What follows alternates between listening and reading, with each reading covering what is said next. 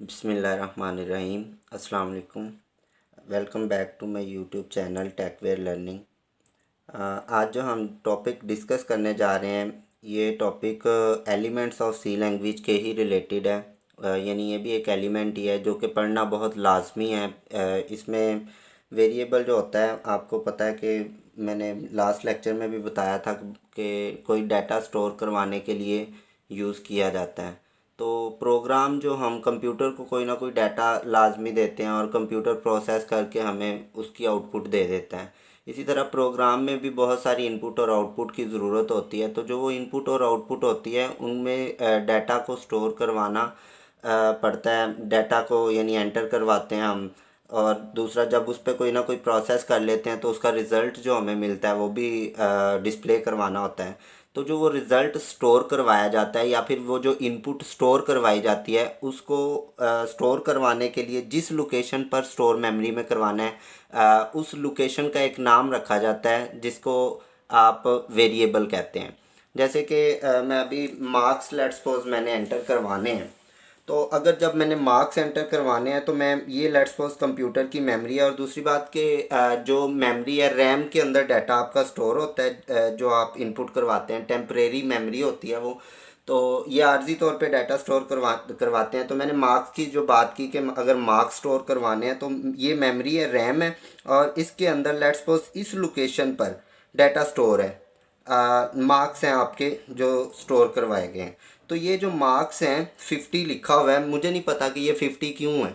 क्या पता ये मार्क्स हैं किस चीज़ के लिए हैं। तो इस 50 को, जब 50 तो कोई नंबर है ना, नंबर वो कोई भी नंबर हो सकता है। 50 कोई पैसों का यानी कोई करेंसी हो सकती है, कोई भी चीज़ हो सकती है। तो अगर इसको मैं ऊपर इस मेमोरी का नाम मार्क्स रख दूं, इस लोकेशन का नाम जहाँ पे आपके मार्क्स स्टोर हैं उस मार्क्स अगर रख देता हूँ तो वो उस मेमोरी का जो नाम है वो मार्क्स रखा जाएगा। इस चीज़ को आप वेरिएबल कहते हैं।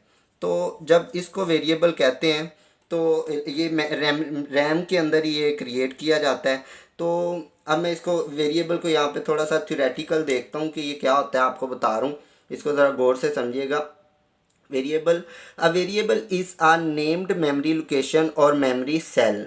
वो कह रहा है कि वेरिएबल जो होता है एक नेम मेमोरी की लोकेशन का नाम रखा गया होता है, मेमोरी के एक सेल का नाम रखा गया होता है। सेल कहते हैं सबसे छोटा हिस्सा जो एक मेमोरी के अंदर होता है। मेमोरी आपको पता है इस तरह 8 बिट पे डिवाइड की गई होती है। 1 बाइट का एक ग्रुप बनाया गया होता है, 8 बिट का एक ग्रुप बनाया गया होता है। तो जो रैम होती है, अब उसके अंदर जो सबसे 8 बिट के अंदर एक बिट का जो एक बॉक्स होता है, एक सेल होता है, उसको सेल कहा जाता है। It is use to store programs input data and its computational result during execution.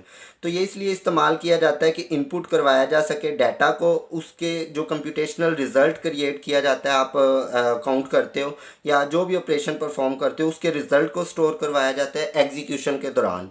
The value of a variable में change during the execution of program. जो वैल्यू होती है वेरिएबल की उसको चेंज किया जा सकता है। लेट्स सपोज एक वेरिएबल है सम। तो सम के अंदर मैंने ये 5 + 5 किया तो उसका रिजल्ट सम के अंदर क्या आ गया, इज इक्वल टू 10। तो हो सकता है कि इस सम के अंदर दोबारा फिर मैं कोई ऑपरेशन परफॉर्म करूं कि -3। तो सम सॉरी +3 करता हूं मैं, तो सम के अंदर दोबारा रिजल्ट क्या हुआ 13। तो ये वैल्यू तो चेंज हो सकती है लेकिन ये वेरिएबल का नेम सेम रहेगा हमेशा, तो इसको चेंज नहीं किया जा सकता। तो the value of a variable में change during the execution of program. Program की एग्जीक्यूशन के दौरान जिस तरह ये मैंने बताया कि ये चेंज हो सकती है, लेकिन however the name of variable can not be change. जो वेरिएबल का नाम है वो चेंज नहीं हो सकता, वो मेरा हमेशा स्टिल रहेगा, क्योंकि उसके साथ एक मेमोरी का की लोकेशन कनेक्ट करवा दी जाती है। मेमोरी की लोकेशन का नाम रख दिया जाता है। अगर आप नेम चेंज करते हैं तो बहुत सारी प्रॉब्लम्स या एरर्स क्रिएट हो सकते हैं, जिनसे बचने के लिए उसका नाम हमें सेम रखना पड़ता है। The variable are created in RAM.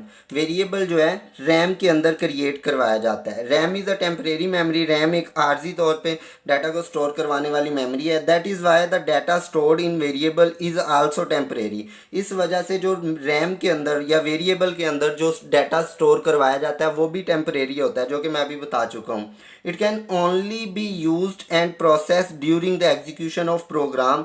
ये इसको सिर्फ यूज़ किया जा सकता है और इसको चलाया जा सकता है, एग्जीक्यूट किया जा सकता है जब आप प्रोग्राम की एग्जीक्यूशन के दौरान इसको आप यूज़ कर सकते हो इस वैल्यू को। The data stored in the variable is automatically removed when the program end. जो वेरिएबल के अंदर डाटा स्टोर है, लेट्स सपोज ये 50 स्टोर है, जब आप प्रोग्राम ख़त्म करेंगे साथ ये डाटा भी ख़त्म हो जाएगा, जब तक आप इसको कोई परमानेंट मेमोरी पे स्टोर नहीं करवाएंगे। तो इसके लिए अब मेमोरी की लोकेशन पे अभी हमने देखा कि ये आपकी एक कंप्यूटर की मेमोरी है जिसको आप रैम कह रहे हैं, और इसकी ये तीन चीज़ें मेन हैं। जो नेम ऑफ वेरिएबल यहाँ पे हमने मार्क्स देखा कि नाम जो रखा जाता है उस लोकेशन का जहाँ पे आपने डाटा स्टोर करवाना है उसे मार्क्स कहते हैं। एड्रेस ऑफ वेरिएबल में क्या आता है कि उस लोकेशन का जो एड्रेस है, मेमोरी का हर एक का एक स्पेसिफिक एड्रेस दिया गया होता है हर बाइट को, जो यहाँ पे मैंने अभी बताया कि 8 बिट में डिवाइड करके एक बाइट पर इसको ग्रुप में डिवाइड किया गया होता है। हर ग्रुप का एक एड्रेस होता है। फिर है content of variable. Content of variable वो चीज़ होती है जो उस वेरिएबल के अंदर स्टोर करवाई जाती है। जैसे कि यहाँ पे 50 जो था वो कंटेंट ऑफ वेरिएबल था। तो ये वेरिएबल का मेन कॉन्सेप्ट था कि वेरिएबल होता क्या है। अब वेरिएबल रखा क्यों जाता है उसकी एग्जांपल यही है। मिसाल के तौर पे मैं ये कह रहा हूँ 5 + 5 = 10, ये हो गया। फिर मैं कह रहा हूँ 15 - 5 = 10। अब लेट्स सपोज ये दोनों 10 है, मुझे कैसे पता चलेगा, अगर ये वाले ऑपरेशन मेरे पास ना हो तो मुझे कैसे पता चलेगा कि ये 10 प्लस वाला कौन सा है और माइनस वाला कौन सा है, यानी सम वाले ऑपरेशन वाला कौन सा 10 है और माइनस वाला कौन सा है। अब माइनस वाला जो है माइनस वाली लोकेशन में मेमोरी में स्टोर होगा और प्लस वाला जो है प्लस वाली मेमोरी में स्टोर होगा। तो यहाँ पे होगा कि जब प्रोग्राम कॉल करेगा 10 को तो किस तरह कॉल करेगा कि पता चले कि एग्जैक्ट वही वैल्यू आई है जिसको हमने बुलाया है। तो इसलिए ये जो है इसको हम सम में स्टोर करवा देंगे और इसको हम माइनस में या सब में स्टोर करवा देंगे। तो इससे हमें पता चल जाएगा कि सब वाला 10 कौन सा है और सम वाला कौन सा है और सब्ट्रैक्शन वाला कौन सा है। तो इसलिए वेरिएबल्स के नाम रखे जाते हैं। दूसरा, इसको हम डिफरेंट प्रोग्राम्स में यूज़ करेंगे तो आपके बहुत सारे कॉन्सेप्ट इसमें क्लियर हो जाएंगे। अभी जो हमने पढ़ा वेरिएबल क्या होता है, अब उस वेरिएबल को अब डिक्लेयर कैसे करना है। अब उस वेरिएबल को डिक्लेयर करने के प्रोसेस को वेरिएबल डिक्लेरेशन कहते हैं। तो उसको देखते हैं कि उसके लिए कौन सी चंद अहम बातें हैं जो जहन में रखनी चाहिए वेरिएबल को डिक्लेयर करते हुए, और वेरिएबल होता क्या है और वेरिएबल को डिक्लेयर किस तरह करते हैं, ये अब हम इसमें सीखेंगे। तो वेरिएबल डिक्लेरेशन में the process of specifying the variable name and it's data and it's type is called variable declaration. कि वो प्रोसेस जिसमें स्पेसिफाई किया जाता है वेरिएबल का नाम, कि ये हमने वेरिएबल का नाम रखना है, उस वेरिएबल के अंदर डाटा किस तरह का स्टोर होगा, वो वाली टाइप बताते हैं हम कि इस वेरिएबल की ये टाइप है। थोड़ी सी आगे जाके हम इस चीज़ को डिस्कस करते हैं। A program can have as many variable as needed. एक प्रोग्राम के पास उतने ही वेरिएबल होते हैं जितने उसको ज़रूरत हो। वो जितनी भी ज़रूरत हो आप रख सकते हैं। इसके लिए कोई रिस्ट्रिक्शन नहीं है, कोई लिमिट नहीं है कि आप कितने रख सकते हैं। जितने आपकी ज़रूरत है कि आपको इतने प्रोग्राम के अंदर वेरिएबल चाहिए, आप वो सारे डिक्लेयर कर सकते हैं। C is a strongly typed language. तो आप जैसे हम जानते हैं कि सारी आपको प्रोग्राम टाइप करना पड़ता है। सी एक बहुत स्ट्रॉन्गली टाइप्ड लैंग्वेज है। तो इसलिए it means that all variable must be declared before they are used in the program के अंदर अगर आपने कोई वेरिएबल यूज़ करना है तो आपको मस्ट है कि आप उसको डिक्लेयर करें। अगर आप डिक्लेयर नहीं करते और कोई वेरिएबल यूज़ कर लेते हैं, किसी भी वर्ड को एज अ वेरिएबल यूज़ करते हैं, तो वो एरर होगा, वो नहीं एक्सेप्ट होगा कंपाइलर की तरफ से। तो वो एक एरर कंसीडर किया जाएगा जिसकी वजह से आपका प्रोग्राम आगे एग्जीक्यूट नहीं किया जाएगा। A variable can be declare anywhere in the program के अंदर किसी भी जगह आप उसको डिक्लेयर कर सकते हैं। बिफोर इट्स यूज़, उसके इस्तेमाल से पहले पहले। ये नहीं कि आप पहले वेरिएबल की कोई फंक्शनैलिटी यूज़ कर लें या उसके अंदर कोई डाटा स्टोर करवाएं, बाद में जाके आप उसको डिक्लेयर करें, ऐसा नहीं। उसके इस्तेमाल से पहले पहले आप उसको डिक्लेयर कर सकते हैं, चाहे आप किसी भी नंबर वाली लाइन पे जाके उसको डिक्लेयर कर दें।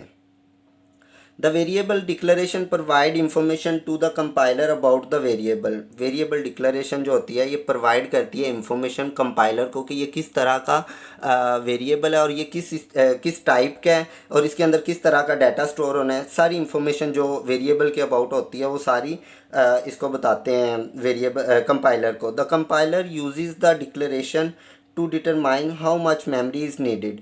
तो कंपाइलर जो है यूज़ करता है उस डिक्लेरेशन को और ये चेक करता है कि इसको कितनी मेमोरी की ज़रूरत है। तो जितनी मेमोरी की ज़रूरत होती है वो पता चलती है उसकी डाटा टाइप से। तो डाटा टाइप इसीलिए हम लिखते हैं कि पता चले कि इस वेरिएबल के अंदर किस तरह का डाटा स्टोर होना है और किस तरह कितनी मेमोरी उसको एलोकेट करनी है। तो वो एलोकेट करने के लिए हम वेरिएबल के पीछे यानी डिक्लेरेशन के टाइम पे उसकी डाटा टाइप भी बताते हैं कि ये इस तरह का डाटा इसके अंदर स्टोर होना है। Different types of data require different amount of memory.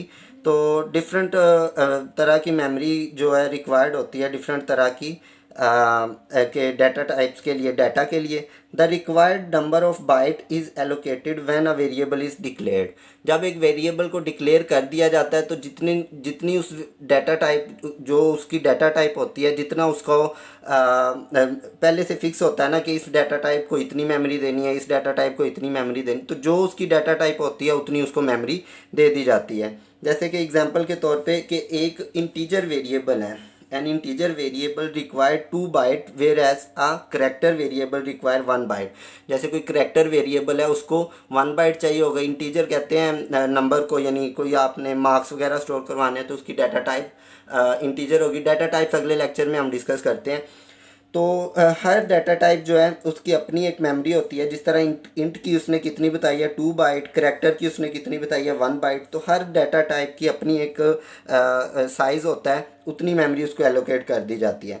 The byte are use to store the value of variable one. वो कह रहा है कि बाइट को फिर यूज़ किया जाता है वेरिएबल की वैल्यू को स्टोर करवाने के लिए। Once a variable is declare its data type can not be change. जब आप एक वेरिएबल को डिक्लेयर कर देते हैं उसकी डाटा टाइप चेंज नहीं कर सकते during the program execution, program की एग्जीक्यूशन के दौरान। क्योंकि उसको लेट्स सपोज आपने अभी यहाँ पे एक इंट सम ये एक वेरिएबल डिक्लेयर किया है, तो ये जो इंट है इसको 2 बाइट चाहिए होते हैं जैसे अभी हमने डिस्कस किया है। तो ये जो टू बाइट है इसको एलोकेट कर दिए जाते हैं सम को। तब अगर हम ये वाली चेंज करते हैं, मतलब फ्लोट कर देते हैं या करेक्टर कर देते हैं, तो इनकी जो साइज़ है मेमोरी का वो अलग अलग होता है। जो इसका साइज़ है वो करेक्टर को जैसे यहाँ पे 1 का है उसने कि 1 बाइट चाहिए होती है, तो इसका साइज़ जो है 2 बाइट होता है। तो वो साइज़ की वजह से इसमें कॉन्फ्लिक्ट आ जाता है, कोई प्रॉब्लम बन जाती है जिसकी वजह से ड्यूरिंग द एग्जीक्यूशन प्रोग्राम की डाटा टाइप को चेंज नहीं कर सकते। तो डाटा टाइप और वेरिएबल नेम होते हैं जो मैंने अभी यहाँ पे भी डिक्लेयर किया, यही यहाँ पे है कि इंट मार्क्स और आगे semicolon. Int marks and semicolon से पता चलता है कि ये वेरिएबल जो है डिक्लेयर किए जाते हैं। किस तरह किए जाते हैं, मतलब इंट जो है आपका डाटा टाइप है, मार्क्स जो है इसमें आपकी वेरिएबल का नाम है। इंट से पता चलता है कि ये मार्क्स के अंदर कोई इंटीजर टाइप वैल्यू स्टोर होगी और उसको हमने मेमोरी कितनी देनी है कंपाइलर ने 2 बाइट। तो यहाँ से पता चलता है कि किस तरह ये वेरिएबल डिक्लेयर किया जाता है। तो ये वेरिएबल डिक्लेरेशन का प्रोसेस है कि वेरिएबल को डिक्लेयर किस तरह किया जाता है। तो ये है वेरिएबल डिक्लेरेशन के उसकी टाइप और उसका नाम कोई जो स्पेसिफिक करना होता है, इस चीज़ को वेरिएबल डिक्लेरेशन कहते हैं। उसके बाद उसको हम अपने प्रोग्राम में यूज़ कर सकते हैं। अब मैं आपको बताता हूँ वेरिएबल को कोई वैल्यू कैसे देते हैं, उस प्रोसेस को क्या कहते हैं। ये इंपॉर्टेंट शॉर्ट क्वेश्चन भी है और इस चीज़ को हम देखते हैं कि अब वेरिएबल डिक्लेरेशन और दूसरा है वेरिएबल इनिशियलाइजेशन। इनिशियलाइजेशन में क्या होता है अब हम उसको फर्दर डिस्कस करते हैं। उसके बाद अब हम वेरिएबल इनिशियलाइजेशन की जब बात करते हैं तो वेरिएबल इनिशियलाइजेशन में ये होता है कि जब आप किसी वेरिएबल को कोई वैल्यू भी असाइन कर दो से, उस प्रोसेस को क्या कहते हैं, वेरिएबल इनिशियलाइजेशन। यानी टाइप तो बताते हैं, साथ उसका नाम रखते हैं और साथ ही कोई वैल्यू भी उसको असाइन कर दें। तो इस प्रोसेस को जो वैल्यू असाइन करने का प्रोसेस है और डाटा टाइप को फिक्स करने का, इस चीज़ को वेरिएबल इनिशियलाइजेशन कहते हैं। तो इसमें ये होता है, the process of assigning a value to a variable at the time of declaration is known as variable initialization. कि आप इनिशियलाइजेशन जो असाइन कोई वैल्यू असाइन करते हैं, इस अमल में ये होता है कि आप डिक्लेरेशन के टाइम पे ही कोई ना कोई वैल्यू भी असाइन कर देते हैं वेरिएबल को डिक्लेयर करते हुए। तो इस प्रोसेस को वेरिएबल इनिशियलाइजेशन कहते हैं। The equal sign is used, equal sign जो है यूज़ किया जाता है to initialize a variable, variable को इनिशियलाइज करने के लिए। The variable name is written on left side and the value is written on the right side of equal sign. Equal sign है, उसके राइट साइड पे क्या होता है कि आप कोई वैल्यू लिखते हैं, ठीक है, और इस तरफ आप क्या करते हैं, उसकी कोई ना कोई जो वेरिएबल का नाम रखा होता है वो रखते हैं, और यहाँ उसकी डाटा टाइप लिखते हैं। जैसे यहाँ पे है भी, मैं आगे इसको फर्दर डिस्कस करता हूँ। तो जो वेरिएबल की वैल्यू होती है वो राइट साइड पे, जो वेरिएबल का नाम होता है वो लेफ़्ट साइड पे, और लेफ़्ट साइड पे ही उसके डाटा टाइप को भी हम स्पेसिफिक कर देते हैं। The compiler automatically allocate the required memory for the variable when it is declared. तो कंपाइलर क्या करता है, ऑटोमेटिकली एलोकेट कर देता है उसको मेमोरी भी, और उसके अंदर वो वैल्यू भी रखवा देता है जो डिक्लेयर करते हुए उसको उसके अंदर रखी जाती है। द मेमोरी लोकेशन में already contain some data that is meaningless for the program. वो कह रहा है कि मेमोरी के पास हो सकता है पहले से उस मेमोरी के पास कोई ना कोई ऐसी वैल्यू हो जो मीनिंगलेस हो, प्रोग्राम के साथ उसका कोई ताल्लुक ही ना हो, और वो वाली चीज़ उस मेमोरी के अंदर पड़ी हो। This meaningless data is known as garbage value. तो इस जो मीनिंगलेस डाटा होता है उसको क्या कहते हैं, गार्बेज वैल्यू कहते हैं। कि जो आपके प्रोग्राम से रिलेटेड ही नहीं है, पहले से उस मेमोरी लोकेशन पे पड़ा था, जो मेमोरी लोकेशन उसको असाइन कर दी गई, तो उसकी वजह से क्या होता है, उस वैल्यू को गार्बेज वैल्यू कहते हैं। It may produce unexpected result in some computations. तो हो सकता है वो वाला भी आपके जो ओरिजिनल वैल्यू उसके अंदर मिक्स हो जाए, और कोई गार्बेज वैल्यू, मतलब वो गार्बेज वैल्यू और ओरिजिनल वैल्यू दोनों मिक्स हो जाएं, तो कोई ना कोई अनएक्सपेक्टेड रिजल्ट प्रोड्यूस कर दें, जो आपके रिजल्ट को गलत, या आपके जो भी प्रोग्राम की वर्किंग है उसमें मसला बनता है, कि यानी वो परफॉर्मेंस अच्छी नहीं होती। All variable should be initialize to avoid this problem. इस प्रॉब्लम को से बचने के लिए, उस गार्बेज वैल्यू से बचने के लिए इनिशियलाइज करवाना लाजमी होता है। कि वेरिएबल को इनिशियलाइज करवाना एक अच्छा ऑप्शन है कि आप उसको इनिशियलाइज भी करवा लें, ताकि वो वाली गार्बेज वैल्यू है ख़त्म हो जाए, और आपका ये जो आपकी ओरिजिनल वैल्यू है वही रहे उस मेमोरी के अंदर। गार्बेज वैल्यू जब इनिशियलाइज करवा देते हैं तो गार्बेज वैल्यू ऑटोमेटिकली ख़त्म हो जाती है उस मेमोरी से।